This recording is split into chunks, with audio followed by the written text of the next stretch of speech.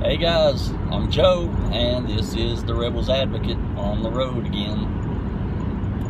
This is kind of an impromptu video, or one of those where I'm just rambling, I guess. But the other night I was going home and listening to podcasts, as I always do, and on that night I was listening to the podcast Cognitive Dissonance with Tom and Cecil, and just a couple guys that make a lot of foul jokes and laugh at themselves a lot, but deep down, two really smart guys. I love their show, love listening to them. But they had, it's episode 404, they had David Silverman, president of American ATHEIST, on. And, he's kind of promoting the American Atheist Conference in Oklahoma City, which I so wish I could attend, but I can't. It's going to be an amazing event. Hugh Laurie's going to be there. If you're close, go. But I recommend, if you don't listen to Cognitive Dissonance, you should check out this episode. If for nothing else, if you can't listen for an hour, listen to the opening segment. And David Silverman, he's known as what we call a firebrand atheist. And I really like the guy. I don't know a ton about him, but, I've heard him on several shows before. And he brings kind of a unique perspective, and he might be a little too brash for some people, a little too firebrand for some people. But his whole segment was great. He talked about so many things, and was talking about, being vocal about your atheism, which is kind of what I'm going to talk about today. But he's also talking about the atheist movement, and there is an atheist movement, and there are problems within it. We have our problems. We've had our problems at some of these conferences and stuff. And he talks about, getting down to what the movement is. And the atheist movement is more, sure, the word atheist only refers to the lack of belief in a God. But, the movement itself is about so much more, and it's about love and about acceptance and about trying to make the world a better place. And we don't need to forget that, and we need to work towards that. And it ain't always easy, and everybody within the movement, they're not always going to agree. But we can be vocal about it. But he goes through a lot, and I won't try to, say, you really should just check out that episode. But it got me fired up, and it got me thinking about, my activism in a small way. I've decided to be vocal in my own small way, about my atheism, my lack of belief. And but there are things that I kind of pull back on. Now, I'll just say up front, I don't want to put words in his mouth, but if I understand David Silverman, and I've heard him before, kind of his belief is basically anyone who's an atheist, anyone who doesn't believe in a God, even the ones that don't believe in a God but don't want to use the word atheist, and I do agree with him here, you're still an atheist,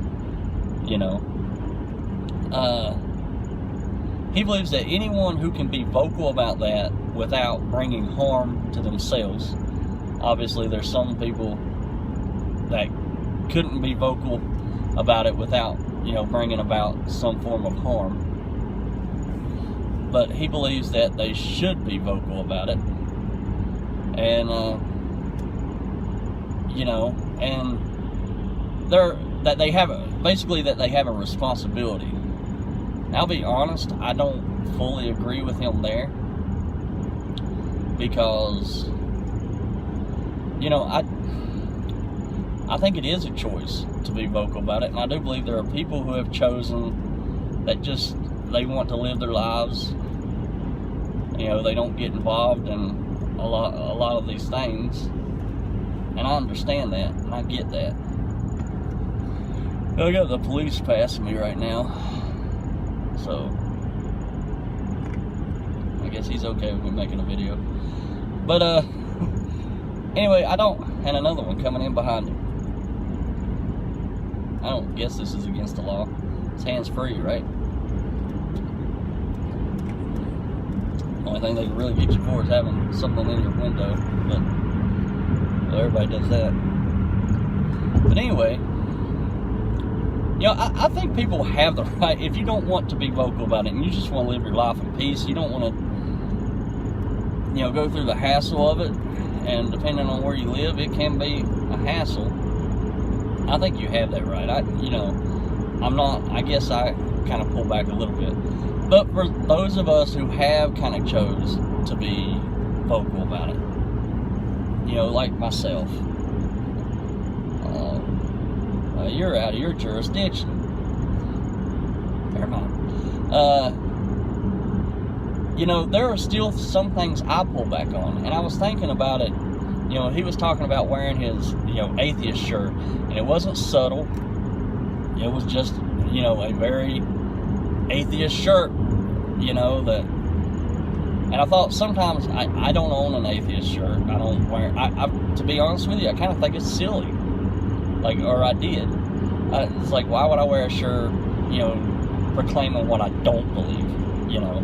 I'd rather wear something, you know, proclaiming something that I do believe.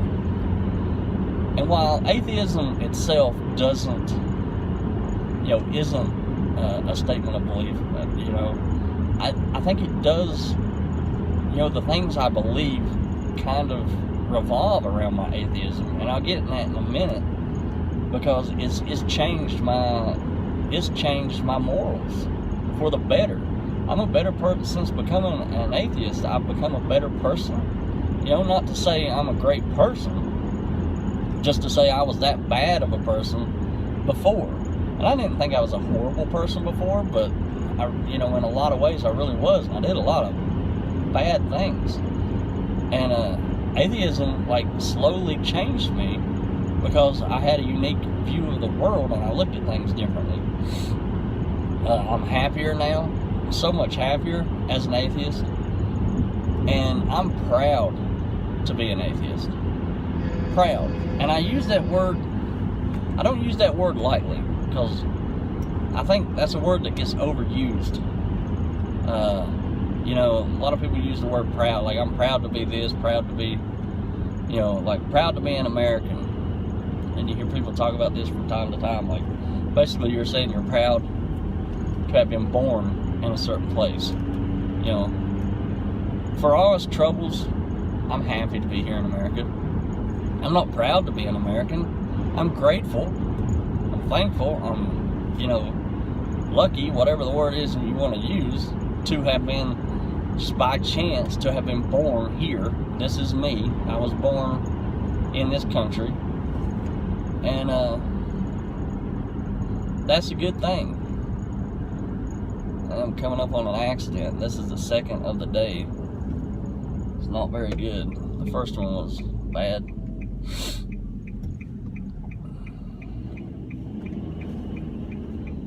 But I am proud, you know, and a lot of those things you can't, like, why are you proud of that? So I don't use that word lightly, but I am proud to be an atheist, because it's not easy to get rid of that dogma and that indoctrination. And if you were born and raised in it, it takes a lot of effort. You know, it's an accomplishment to escape, you know, that level of indoctrination. And I did that, and I'm proud of that. I'm dang proud, and I'm proud of the person that has made me today. So, you know, talking about wearing like an atheist shirt or something, I never would do that, because I feel like it's in your face. I feel like it's kind of, I don't know, almost like I'm throwing it in the religious people's face, because, you know, when I'm surrounded by religious people, like, everyone, you know, even the people that don't go to church consider themselves religious, and are actually, most of the time, those are the people that are going to give you the biggest hassle. You know, those are the people that are going to harass you more than the actual people that go to church weekly, twice a week, every time the church door's open. Those people might argue with you, but honestly, around here, the people that are going to harass you and give you an actual hard time are the people that believe but don't go to church, or at least don't go that much. I know, it's weird. I was the same way. I probably wouldn't have said a whole lot back when I was in church, but when I got out of church and I still believed, that's when I did my worst. But, so, too, a lot of times I might not wear that shirt because of, I just don't want to be harassed. I don't want to go out with my wife grocery shopping, and, and I don't know, maybe no one says nothing. I don't get anything but stares, a bunch of people staring at me or giving me dirty looks. That's quite possibly all I would get. But, I don't know, I could get more. That's another reason, but I think the first reason is probably the biggest reason, though. It's not so much I'm worried about the harassment, and I am, especially because I don't want to bring that, my activism is one thing, but I hate to then my wife kind of pays for that as well, and that's something I think about. Like, my wife isn't an atheist. She's a believer, and so I don't really want, and I respect her, we get along great.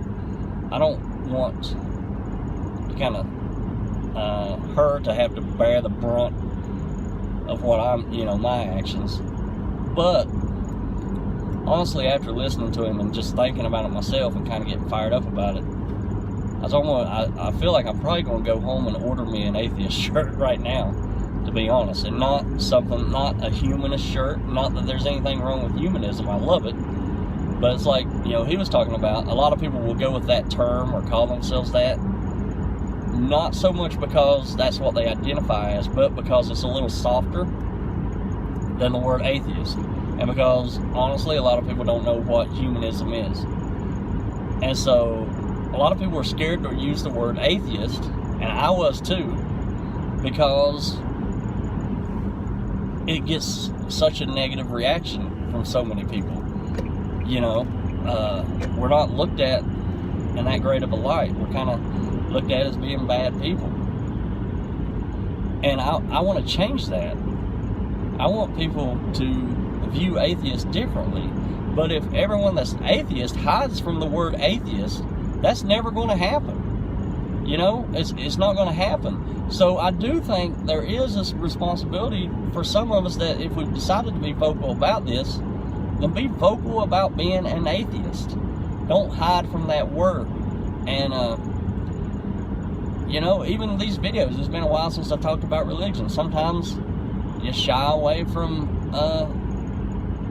putting the word atheist in the title. My first video did, but I don't think I put that word in the title of any of the others. And that's not the only thing that I plan on talking about in my videos or the podcast that I hope to have coming soon.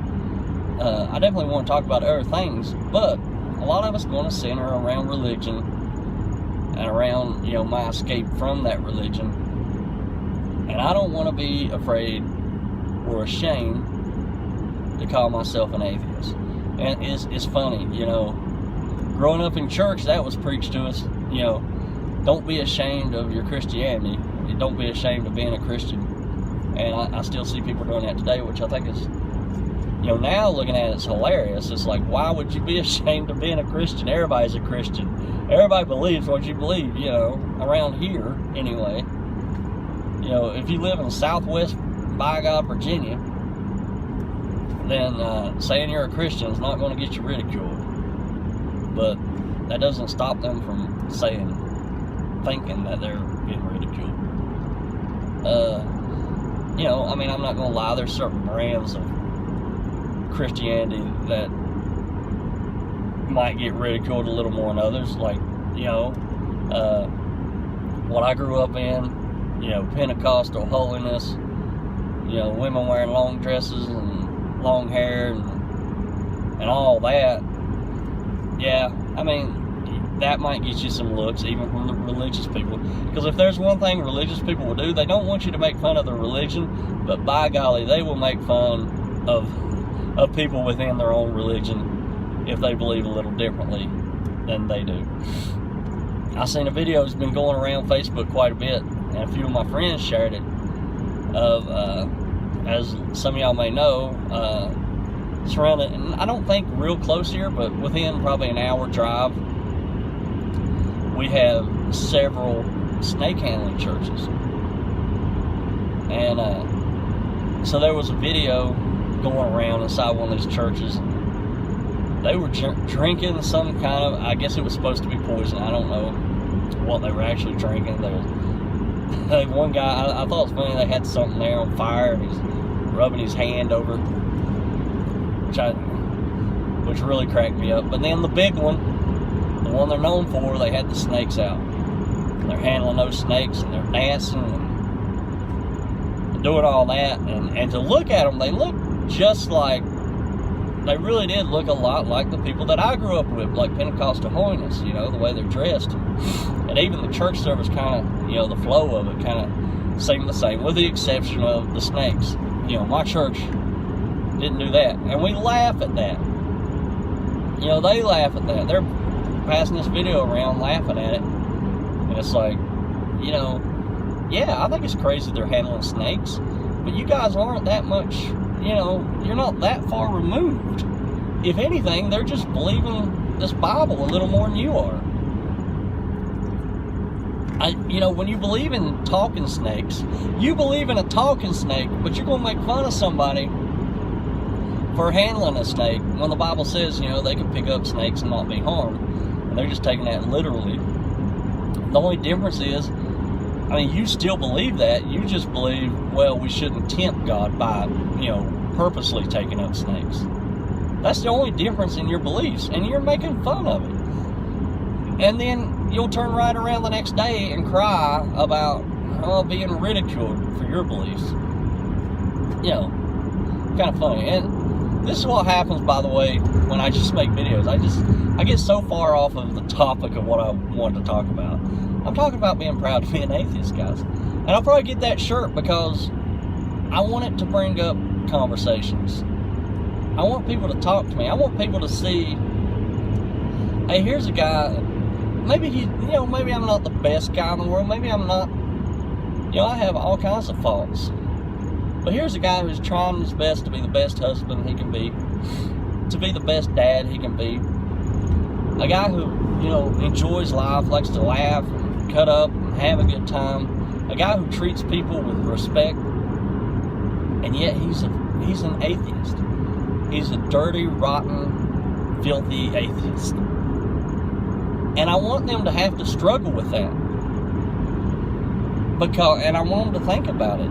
And I know they'll make all kinds of excuses, and they'll twist it and come up with things like, well, you know, God's just giving him over or whatever, and the devil, you know, God's not testing him, you know, the devil's letting him get by easy. Well, for one, I'm not getting by easy. You know, I'm having to struggle to kind of stay afloat.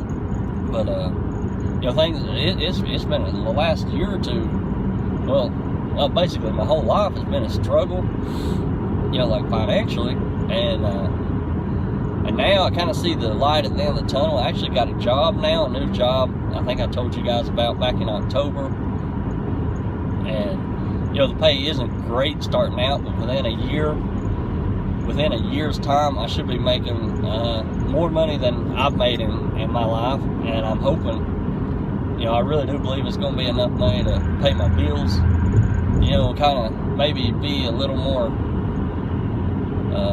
comfortable, not always, you know, $1 short and 2 months late. Yeah, but, you know, things like that. And it's a product of where I live. The economy sucks here. And, but I want people to look at me and, you know, it's funny how many parallels there is to my atheist activism and being a Christian. As a Christian, you know, remember the song when we were Christians, you know, this little light of mine, I'm going to let it shine. You know, and there's all this talk about being a light to the world, you know, be a light to those around you. We'd hear people preach about it, like on the job, you know, be, you know, a certain kind of person to where people look at you and say, there's something different about that guy. And the key being, you know, is your religion. That's what makes you a good guy. That's what makes you a good person. Now, there's no doubt that there's some people that lean on religion and maybe they've made their life better by that belief. You know, it's possible.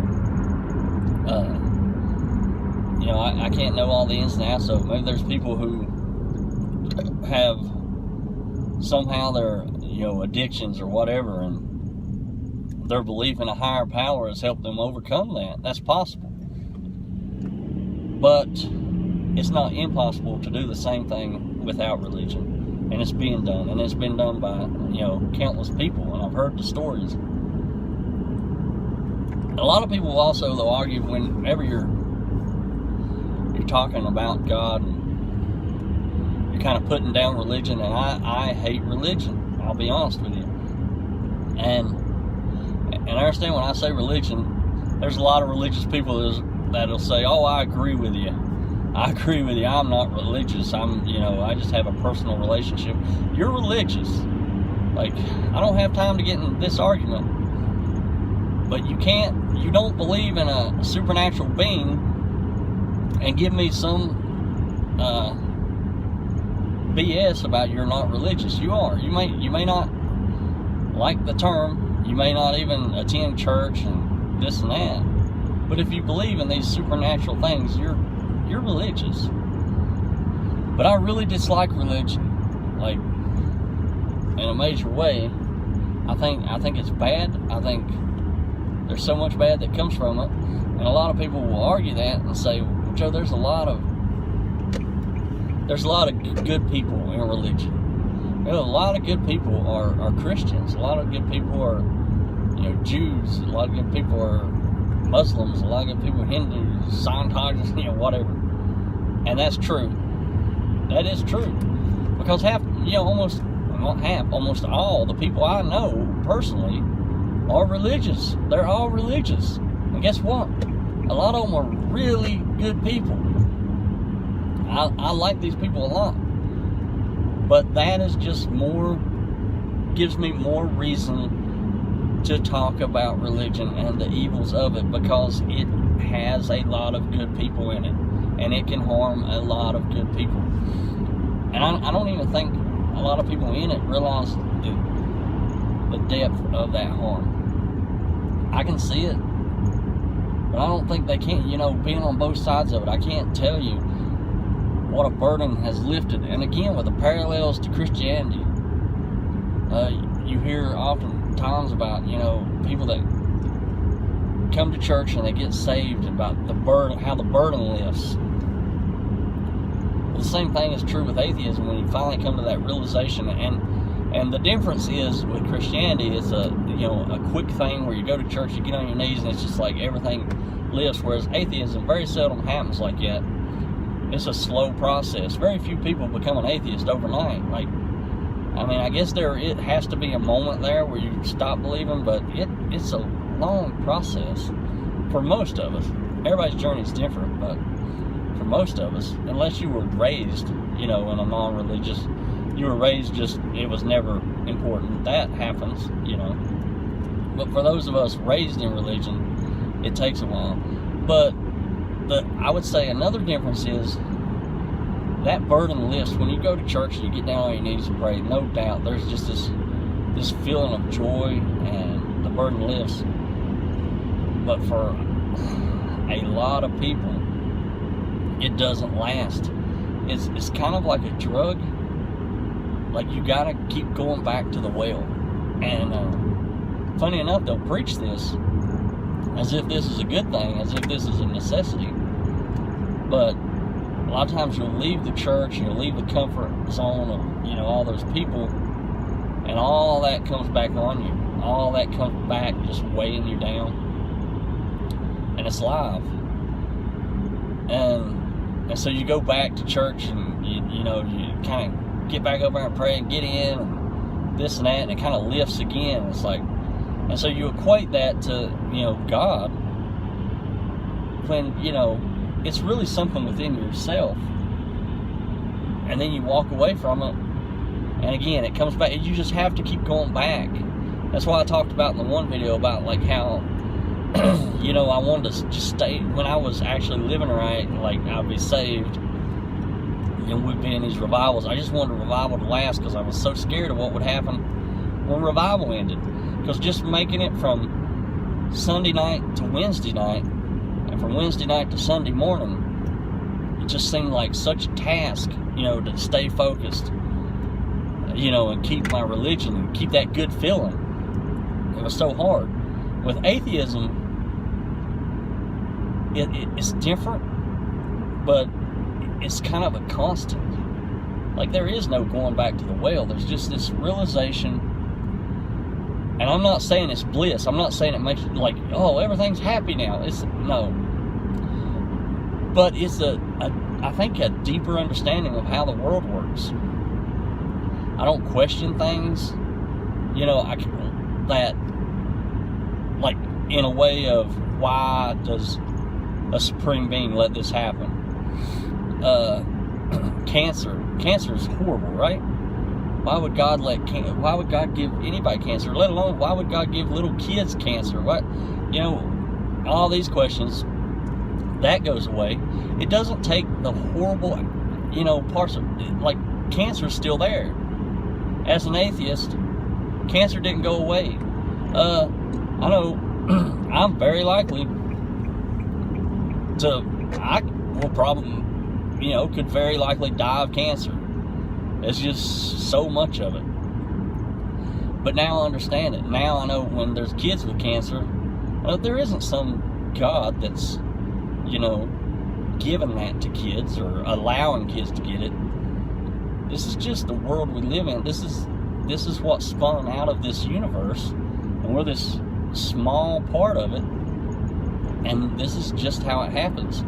And now I know if I don't like cancer, then I can support the people that are, working to rid it, the scientists and the doctors and the hospitals that care for kids and all those things. There's now, instead of, just asking questions and praying about it, we can affect real change. And we know that there is no higher power that's going to intervene. We have to do something. We have to be the God that brings about change. Just another reason why I'm proud to be an atheist.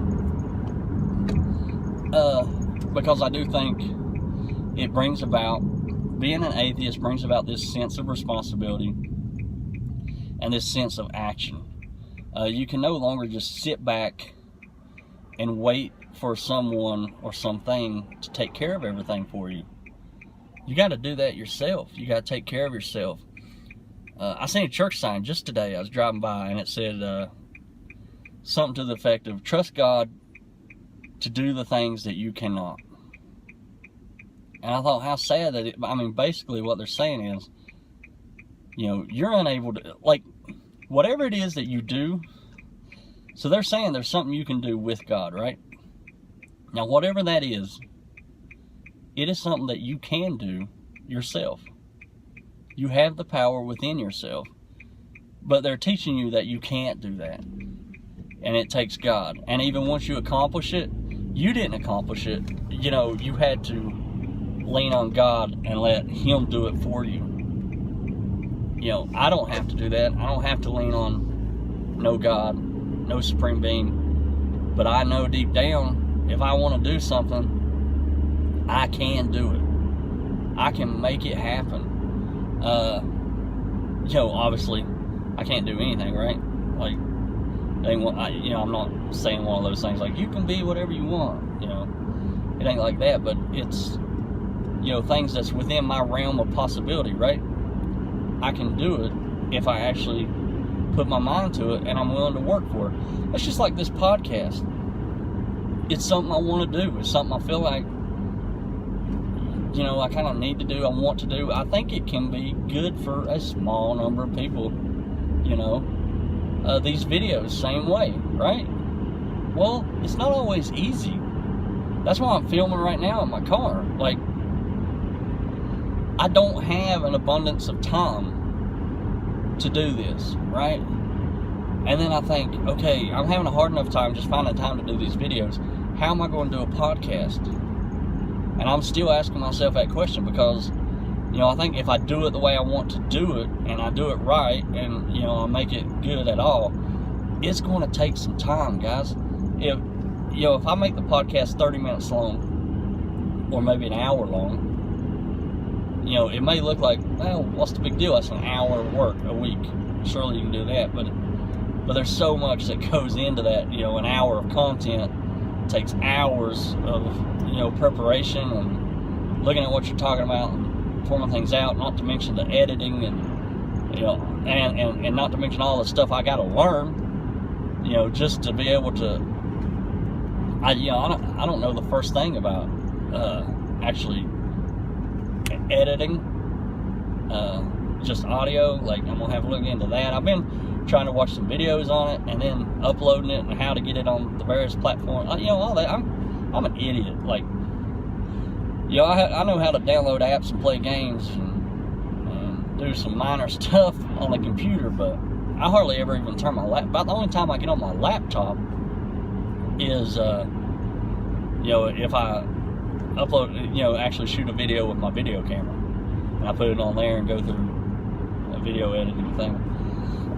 And as you can see from my previous videos, there's no like real editing skills. It's just I know how to cut off the beginning and cut off the end, and if I got to split it somewhere, or, you know, whatever, and do some really basic stuff. So I'm gonna have to learn a lot of stuff. But what I'm saying is, all that stuff takes time. But I'm like, if it's something I want to do, then I know I got to buckle down. I can do it.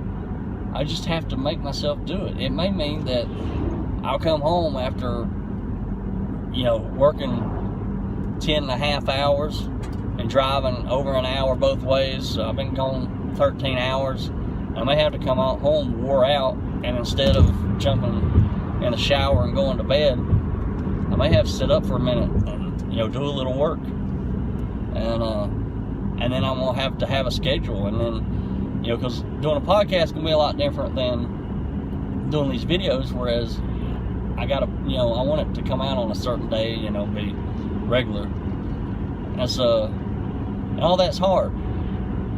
You know, and I could pray about it, like ask God to help me. And if it's your will, Jesus, you know, you'll make a way for me to do this. And then if it doesn't happen, I can be like, well, it must not have been God's will. But from my point of view, in the atheist, I know nobody's going to help me. I got to do that myself. I got to put in the work. If I want to do something, you know, life isn't easy. You want to do the things you want to do. Some of them require some work, and this will require work, but I think the reward will be worth it. I think the reward of doing these videos has been worth it. Like, I can't tell you, like, it helps me so much. Even if only a handful of you guys watch these videos. And I appreciate, honestly, I appreciate every kind word, every comment. Like, it really does mean a lot to me. But just sometimes just talking, you know, out loud about some of this stuff, it's kind of like a release valve. You know, it lets off some pressure of just living in a world where you can't talk openly about it. But that might change. That might change, because I may be leaning more towards David Silverman's firebrand atheism, you know? And that doesn't mean you have to be mean. Like, firebrand doesn't mean you're an a-hole to people. It doesn't mean I want to... And I was guilty of this early on because I was so excited that I broke away from religion.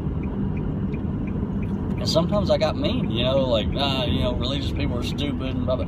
Religious people aren't stupid. You know, and they're not hopeless. I know some people look at people that are extremely bigoted and just have the craziest beliefs, and they're like, well, those people are never going to change. Guys, I'm here to tell you, I was one of those people. Like, I was one of those people. And you can change. And these people can change. A lot of them, like, the odds are they won't. Most of them never will. Some of them will. It can happen. And who knows if I'm one of those people that reaches one person. That could be great, right? But I just know that I'm going to kind of use the same thing, like I said, that as a Christian, you not be ashamed. I'm going to use that same thing as an atheist. I'm not ashamed to be an atheist. I am proud to be an atheist. I am proud that, you know, and it's not being proud of, oh, I'm proud that I don't believe. I'm proud of what being an atheist has made me. I'm proud that my morals have evolved, because, you know, it just gives you a different look on the world, like I said. And it's weird, they're not connected, really. You know, my view of people different than me really has nothing to do with atheism at all. But somehow, you know, it's so, you know, I'm not saying that religion, like, well, yeah, actually I am. I can't say that. I was going to say I'm not saying that religion promotes bigotry, because it does. It absolutely does. So that's a very false statement. But atheism doesn't necessarily promote acceptance, right? Like, it's just the lack of belief in God. It doesn't mean because you're an atheist, you're automatically not a bigot anymore. And I credit some of that to some of the atheist leaders that have promoted, you know, acceptance and things. Not to say that we don't have our bad apples. Now, there are a bunch of them. And if you're plugged into the atheist community at all, you know all about it. But somehow, I don't know what the connection there is. Like, for me, for example, early on, I wasn't really plugged into the atheist community. Like, I wasn't listening to a whole bunch of podcasts or listening to these speakers. You know, there was a time I didn't know who half these people was, but slowly and surely, somehow, as I began to, like, my whole worldview changed. Now I got to look at the world, like, try to figure things out. Slowly but surely, it made me re-examine everything, like every issue, and I just automatically come down on a side that was more loving, more accepting. You know, it made me a better person. How can that be? You know, how can you escape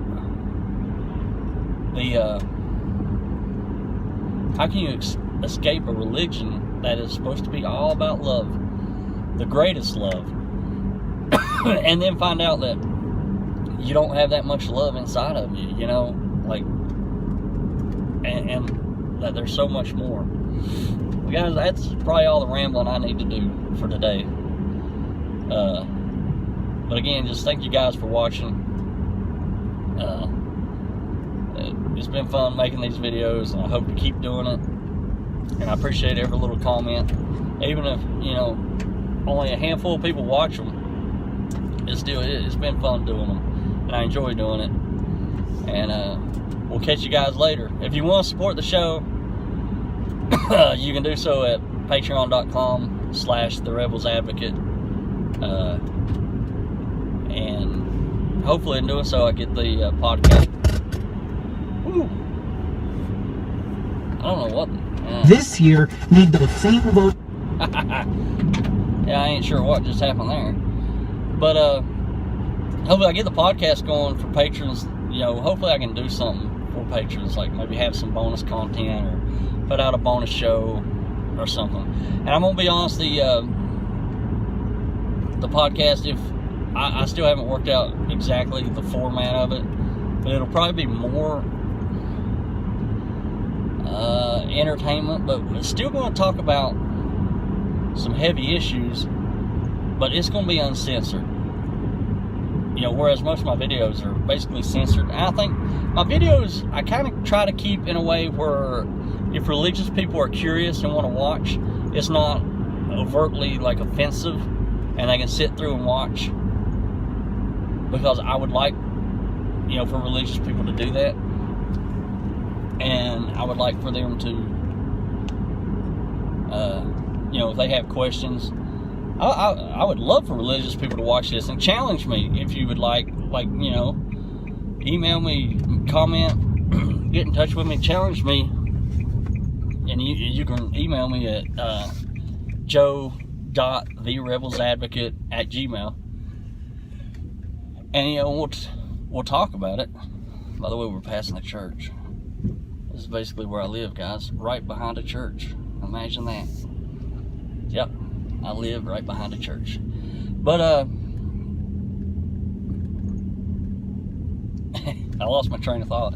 But yeah, I keep the videos kind of cleaner for that reason. Like, I've had a couple where, or at least one I know, that wasn't. But the podcast will be a little different. Like, religious people can still listen if they want, but I think it's going to be more for atheists and people that are already, you know, kind of on board with that. Oh, my baby's therapist is here.